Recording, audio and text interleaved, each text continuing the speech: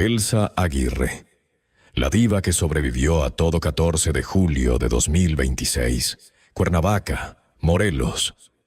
Elsa Aguirre, una de las últimas divas vivas del cine de oro mexicano, cerraba los ojos a los 95 años. Afuera, México la despedía como lo que fue.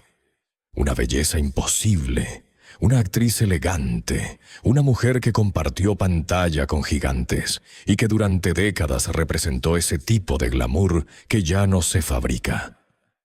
Pero detrás de esa despedida llena de homenajes había una pregunta que casi nadie se atrevía a mirar de frente. ¿Cómo pudo una mujer adorada por millones terminar temblando dentro de su propia casa? Porque esta no es solo la historia de una estrella que envejeció lejos de los reflectores.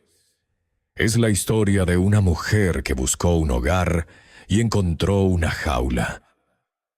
Una mujer que quiso ser amada como cualquier otra y terminó, según los testimonios recogidos durante años, atrapada en un matrimonio donde el miedo se sentaba a la mesa, dormía en la misma habitación y respiraba detrás de cada puerta cerrada.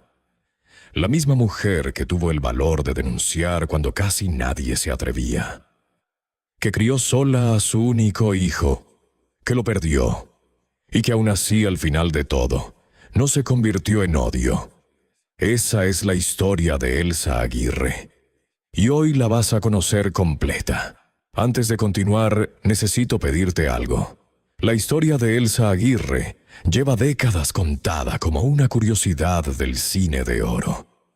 La belleza que rechazó a Jorge Negrete, la diva elegante, la actriz de los ojos tristes. Nunca como lo que realmente fue, el retrato de una sobreviviente. Si crees que su historia merece ser contada completa, dale like al video ahora mismo. Ese gesto hace que llegue a personas que tal vez nunca han oído su nombre y que deberían. Y cuéntame en los comentarios, ¿conocías a Elsa Aguirre? ¿La viste en alguna película del cine de oro? ¿O es la primera vez que escuchas su nombre? Me interesa saber desde dónde llega cada uno a esta historia, porque dice mucho sobre cómo recordamos o no recordamos a las mujeres que sostuvieron una industria entera. Si todavía no te has suscrito al canal, este es el momento. Aquí contamos las historias que quedaron incompletas, las que el tiempo enterró y las que merecen más que una línea en una necrológica. Suscríbete y activa la campanita. Volvamos al principio. A Chihuahua, a 1930, a la niña que aprendió demasiado pronto que el hogar puede desaparecer. Chihuahua, la niña que buscaba un hogar. 25 de septiembre de 1930. Chihuahua, Elsa Irma Aguirre. Juárez nació en una familia donde la estabilidad nunca fue una promesa segura. Hubo momentos de cierta comodidad, pero también hubo caída, escasez, mudanzas, incertidumbre. Y cuando una niña crece viendo cómo la seguridad se rompe de un día para otro, aprende algo que no se olvida nunca. El hogar no es un lugar. El hogar es algo que puede desaparecer. Su padre, Jesús Aguirre Castillo, había sido militar. Su madre, Emma Juárez, sostenía como podía una casa llena de hijos. Hilda, Mario, Alma Rosa, Jesús y Elsa. 5 nombres, 5 bocas, 5 destinos empujados por una época difícil. La familia dejó Chihuahua y llegó a la Ciudad de México buscando una salida. Chapultepec, Mixcoac, Tacubaya. Barrios que para otros eran simples puntos en un mapa, pero para Elsa fueron estaciones de una infancia marcada por el movimiento, por la necesidad, por esa sensación de no pertenecer del todo a ningún sitio. Antes de que los hombres más famosos de México quisieran acercarse a ella, Elsa fue una niña que entendió demasiado pronto que la vida podía volverse frágil. Y quizá por eso, mucho antes de buscar fama, lo que buscaba era protección. A los 14 años ganó un concurso de belleza organizado por Clasa Films Mundiales. No fue una entrada lenta al cine, fue un golpe de luz. De pronto esa muchacha de Chihuahua, con una presencia imposible de ignorar, estaba frente a una industria hambrienta de rostros nuevos. En 1946 debutó en El Sexo Fuerte, dirigida por Emilio Gómez Muriel. Y desde ese momento algo cambió para siempre.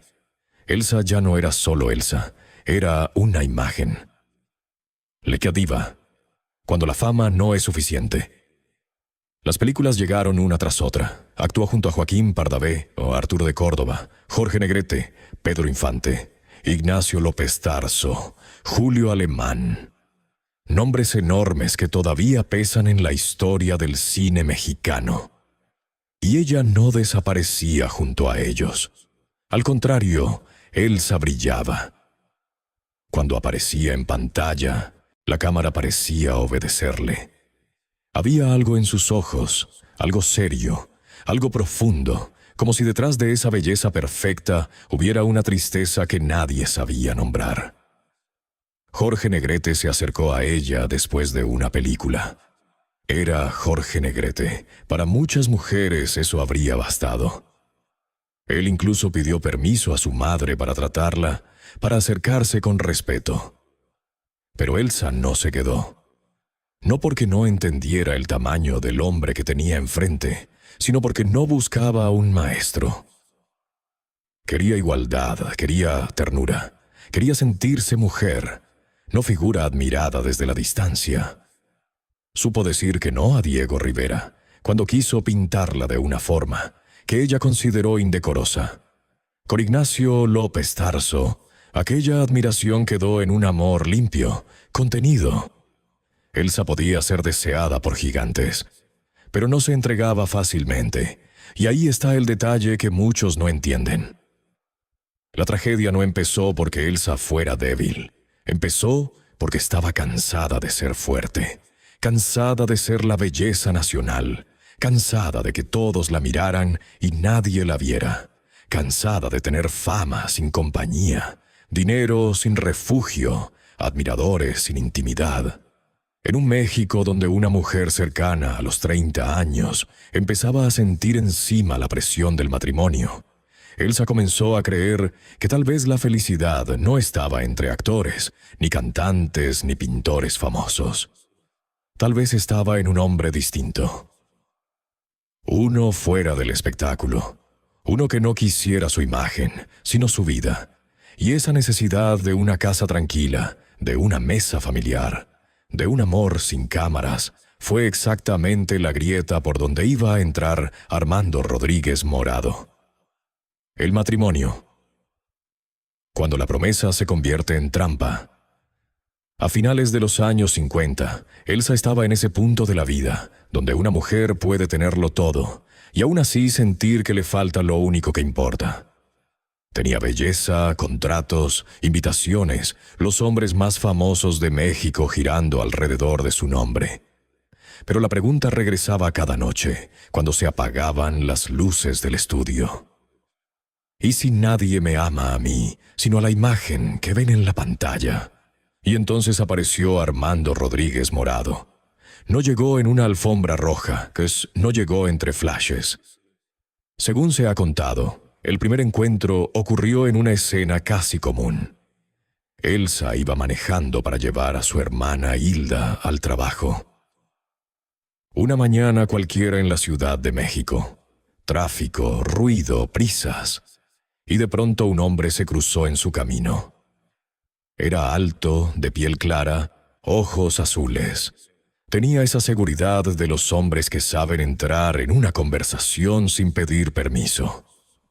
Se presentó como periodista, y eso fue importante, porque no parecía un actor buscando fama a su lado. Parecía otra cosa, parecía normal. Y para Elsa en ese momento, lo normal era una promesa más peligrosa que cualquier lujo. Armando usó la excusa perfecta. Una entrevista, algo profesional, algo limpio. Primero fueron palabras, después atenciones, después una cercanía que avanzó más rápido de lo que debía. Pero cuando una persona lleva años sintiéndose sola detrás de una imagen perfecta, a veces confunde la prisa con destino, confunde insistencia con amor, confunde una máscara bien puesta con un rostro verdadero. En noviembre de 1959, Elsa se casó con Armando Rodríguez Morado en la iglesia de Santa Teresita del Niño Jesús en Chapultepec. Ella tenía 29 años. Entró a esa iglesia creyendo que cruzaba hacia la estabilidad. Quizá imaginó desayunos sin cámaras, domingos sin productores, noches sin tener que ser perfecta. El vestido, las flores, el altar, la promesa. Todo parecía el final feliz que el cine le había enseñado a vender durante años. Pero la vida no era una película. Y Armando no era el hombre que había mostrado ser. El infierno dentro de casa. Lo que los testimonios revelaron. Apenas se cerró la puerta de la vida matrimonial, empezó a caer la máscara. El hombre encantador se volvió impredecible. El periodista atento se transformó en una presencia tensa, dominante, cada vez más difícil de reconocer. Según los testimonios que después salieron a la luz, llegaron los arranques, el alcohol, las formas de controlar, esa obsesión por la velocidad que convertía cada viaje en una amenaza. Elsa, la mujer que en pantalla podía dominar cualquier escena, empezó a medir sus palabras dentro de su propia casa. Eso es lo que hace el miedo. No entra gritando desde el primer día. Primero ocupa una esquina, luego una habitación, luego la mesa, luego la cama. Y cuando la víctima quiere darse cuenta, ya está pidiendo permiso para respirar. Uno de los episodios más crueles quedó asociado a algo pequeño, casi inocente. Los canarios que Elsa cuidaba. Pájaros delicados, llenos de canto. Para cualquiera eran simples animales. Para ella eran compañía, ternura, una parte luminosa dentro de una casa que se estaba oscureciendo. Según las versiones recogidas después, Armando los destruyó. No se trataba solo de lastimar a unos pájaros, se trataba de enviar un mensaje. Dentro de estas paredes, incluso lo que amas depende de mi voluntad. La violencia fue escalando. Las amenazas se volvieron parte del aire. Las versiones de la época hablaron de la presencia de un arma y de disparos dentro de la casa. No era una discusión de pareja. No era un mal carácter. Era una mujer encerrada con un hombre que podía convertir cualquier noche en una emergencia. Y entonces llegó el 17 de febrero de 1960. Elsa salió de un restaurante en la colonia Roma, acompañada por familiares. Armando tomó el control del automóvil, condujo de forma temeraria. Elsa pidió que se detuviera porque se sentía mal. No pedía lujo, pedía seguridad. Según lo que se contó después, recibió insultos, empujones, agresión. La pesadilla no terminó en la calle. Continuó al llegar al departamento de la colonia Juárez, donde delante de testigos la amenaza se volvió todavía más seria. Y en ese punto, Elsa entendió algo que muchas víctimas entienden demasiado tarde. Quedarse callada podía costarle la vida. La denuncia, el acto más valiente de su vida. A la mañana siguiente, Elsa hizo algo que en el México de 1960 era casi impensable para una mujer famosa. Fue a la Procuraduría del Distrito Federal y denunció a su propio marido. Imagina esa imagen. Elsa Aguirre, la diva, la mujer deseada por medio país, entrando a una oficina pública no para firmar autógrafos, no para hablar de cine, sino para declarar que tenía miedo. La prensa la vio con lentes oscuros, tratando de cubrir el rostro, tratando de sostener la dignidad mientras el escándalo empezaba a crecer alrededor de su nombre. Y aquí está lo brutal. En aquella época, denunciar a un esposo no era solo buscar justicia. Era exponerse al juicio de una sociedad que muchas veces preguntaba primero qué había hecho la mujer para provocar aquello. Elsa pudo callar para proteger su imagen. Pudo obedecer la regla venenosa de su tiempo. Aguanta, es tu marido, no hagas ruido. Pero no lo hizo. Las acusaciones que se mencionaron en el expediente fueron graves. Amenazas, disparos ilegales, resistencia ante la autoridad, insultos, lesiones. Palabras frías para describir un infierno caliente. Palabras de expediente para contar lo que una mujer había vivido con el corazón golpeando contra el pecho cada noche. Elsa logró salir. Rompió la puerta invisible. Pero salir viva no significaba salir intacta, porque cuando una casa se convierte en campo de miedo, el daño no se queda en las paredes. Se pega a la sangre, a la memoria, al futuro. Hugo, el amor más grande y el golpe más cruel. El divorcio podía cerrar un expediente, pero había algo que ningún juez podía borrar: la sombra que quedó sobre su único hijo. Hugo Morado nació en 1965. No llegó al mundo en una casa tranquila. Llegó después del derrumbe, después de la denuncia, después de que Elsa entendiera que el hombre que debía acompañarla había decidido dejarla sola con las consecuencias. Según se contó después, Armando no asumió la paternidad con presencia real. No hubo una vida familiar construida con cuidado. No hubo ese padre que aparece en los días difíciles. Y a veces un hueco pesa más que una persona. Elsa tuvo que criar sola al único hijo que le quedaba como razón para seguir de pie. En 1962 volvió al trabajo porque no podía darse el lujo de desaparecer. Tenía que trabajar, resistir, alimentar, cuidar, proteger. No como estrella, como madre. Hugo creció con el amor inmenso de Elsa, pero también con una ausencia que nadie podía maquillar.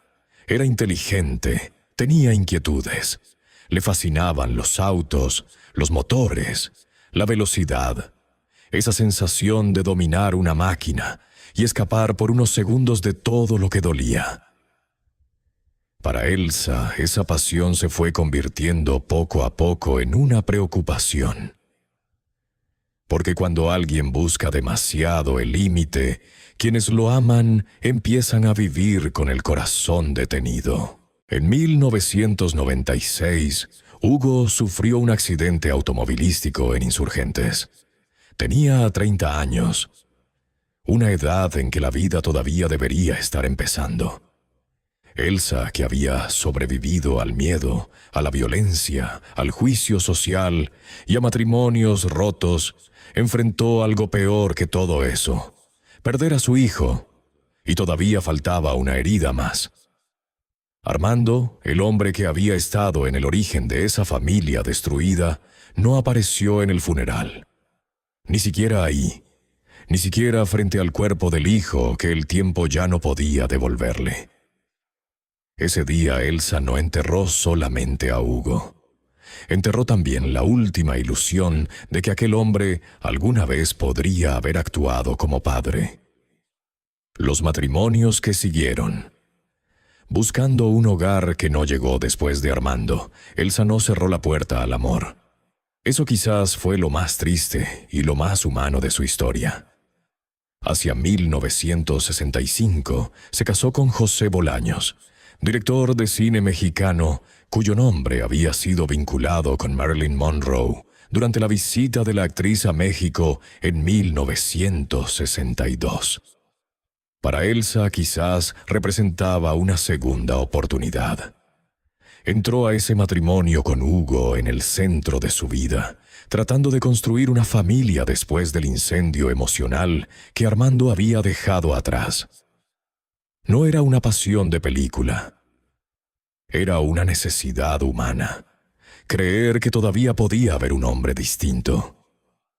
A finales de los años 60, durante un viaje por Europa, Elsa enfrentó una crisis de salud grave. Necesitaba atención médica urgente. Necesitaba volver a México. Y entonces vino la prueba. Según se contó después, Bolaños no quiso acompañarla de regreso. Prefirió quedarse en Europa atado a sus compromisos. Elsa tuvo que enfrentar aquella emergencia sintiéndose otra vez sola. Otra vez casada y sola. Otra vez con un anillo que no servía de refugio. No hacía falta que un hombre gritara para romperte. A veces basta con que no esté. Segundo divorcio. En los años 70 apareció José Rafael Estrada Valero, maestro de yoga chileno. Con él, Elsa entró en un territorio distinto. Ya no era solo romance. Era búsqueda espiritual, respiración, disciplina, silencio elegido. Después de tantos años de ruido, de cámaras, de heridas, aquel hombre parecía abrirle una puerta hacia la calma. De sus 3 matrimonios, ese fue recordado como el más sereno. Hasta que Elsa descubrió la infidelidad de Estrada Valero con una mujer que ella conocía, alguien que había estado cerca de ellos en un viaje a Taxco. No era una desconocida perdida en la sombra. Era alguien que había entrado en su círculo, en su confianza. 3 matrimonios. 3 finales. Armando le enseñó el miedo. Bolaños le enseñó el abandono. Estrada Valero le enseñó que incluso la calma puede esconder una traición. Y así la mujer más deseada de México terminó entendiendo que la belleza podía abrir puertas, pero no garantizaba amor detrás de ninguna. La llamada, el último intento de Armando, años después, cuando ya no quedaba juventud ni hijo que los uniera, el hombre que había iniciado el infierno volvió a tocar la puerta. Esta vez por teléfono. Hay hombres que no regresan para pedir perdón. Regresan para comprobar si todavía tienen poder. Según se contó, Armando buscó a Elsa cuando ya era un hombre envejecido. Quería acercarse, hablar, una forma de reconciliación. Incluso habría pedido ayuda, apoyo, como si la vida pudiera borrar de un plumazo los años de abandono. Los insultos, las amenazas, la ausencia frente a Hugo, la humillación pública. Pero esta vez Elsa ya no era aquella mujer de 29 años que creyó en la promesa de una vida normal. Ya no era la esposa que intentaba ocultar el fracaso por vergüenza. Ya no era la actriz con lentes oscuros entrando a la procuraduría. Esa Elsa había sufrido demasiado, había perdido demasiado, había aprendido demasiado. Dijo no, un no frío, un no limpio, un no que no necesitaba gritos para sonar más fuerte que cualquier disparo. Le recordó, según se ha contado, la verdad más dura. El único lazo que alguna vez existió entre ellos era Hugo. Y Hugo ya no estaba. Si Armando no había sabido estar cuando ese hijo vivía, si no había cumplido como padre, entonces no tenía derecho a regresar cuando ya todo estaba perdido. No hubo gran escena. No hubo cámaras esperando afuera. Solo una mujer al teléfono poniendo una frontera definitiva. Una frontera hecha de miedo sobrevivido, de matrimonios destruidos, de noches de hospital, de entierros, de silencios, de una dignidad que la vida golpeó 1000 veces pero no logró arrancarle. Colgar también puede ser una forma de justicia. La paz. Lo que encontró cuando dejó de buscar afuera. Al final de todo, Elsa Aguirre no encontró la paz en un hombre. La encontró sola. Desde 1968 se acercó a la gran fraternidad universal, guiada por enseñanzas espirituales que la acompañaron el resto de su vida. Desde los 33 años mantuvo una vida vegetariana. Se refugió en prácticas que la alejaron poco a poco del ruido del espectáculo y la acercaron a algo que ningún aplauso podía darle: No fue una moda pasajera. Fue una forma de sobrevivir. La misma mujer que había sido mirada como símbolo de deseo por todo México, decidió alejarse del deseo ajeno para escuchar por primera vez su propia alma. El cuerpo también le cobró facturas. En su juventud sufrió brucelosis, la llamada fiebre de Malta, que amenazó su vida y temporalmente le arrebató el cabello. A finales de los 60, aquella hemorragia en Europa le recordó que la fragilidad siempre la acompañaba. En marzo de 2023, ya con 92 años, una bronconeumonía volvió a ponerla frente al borde, y aún así resistió. Hasta que llegó julio de 2026. Cuernavaca, Morelos, la ciudad donde eligió una vejez más tranquila, más lejos de los reflectores, más cerca de esa espiritualidad que la sostuvo cuando ya no quedaba casi nadie de su mundo original. Elsa Aguirre murió a los 95 años. Para muchos se fue una diva del cine de oro. Para otros, se apagó una de las bellezas más impresionantes que México haya visto. Pero si solo decimos eso, no entendimos nada, porque Elsa no fue grande solo por su rostro. Fue grande porque sobrevivió. Sobrevivió a una industria que la convirtió en imagen. Sobrevivió a un matrimonio que intentó convertirla en prisionera. Sobrevivió a la vergüenza pública de denunciar cuando casi nadie se atrevía. Sobrevivió a la soledad de criar a un hijo sin el respaldo de quien debía estar. Sobrevivió a lo que ninguna madre debería sobrevivir: la muerte de ese hijo. Y todavía después de todo, no terminó convertida en odio. Ese es el verdadero misterio de Elsa Aguirre. No cómo fue tan hermosa, no cómo llegó al cine, sino cómo una mujer que tuvo tantas razones para endurecerse logró guardar un espacio para la calma, para la dignidad, para la fe íntima de que el alma puede reconstruirse, aunque la vida la haya partido en pedazos. La belleza no la protegió. La fama no la salvó. Los hombres que prometieron hogar le dejaron heridas. Pero al final, cuando ya no necesitaba demostrarle nada a nadie, Elsa encontró una última victoria. Vivir sin pedir permiso, cerrar la puerta a quien debía quedar fuera y morir con una verdad que nadie pudo borrar. Detrás de aquella diva había una sobreviviente. Y esa, más que cualquier película, fue su obra más poderosa. Cuéntame en los comentarios, ¿qué parte de la historia de Elsa Aguirre te impactó más? ¿Su valentía al denunciar en 1960 la pérdida de Hugo, o la manera en que encontró la paz al final de todo? Y más importante, ¿crees que el cine mexicano le dio a sus divas el reconocimiento que merecían como personas, no solo como imágenes?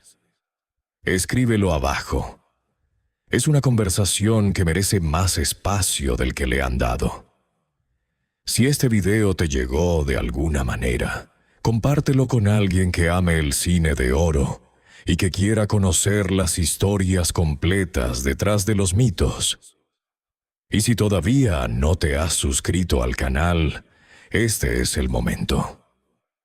Nos vemos en el próximo video.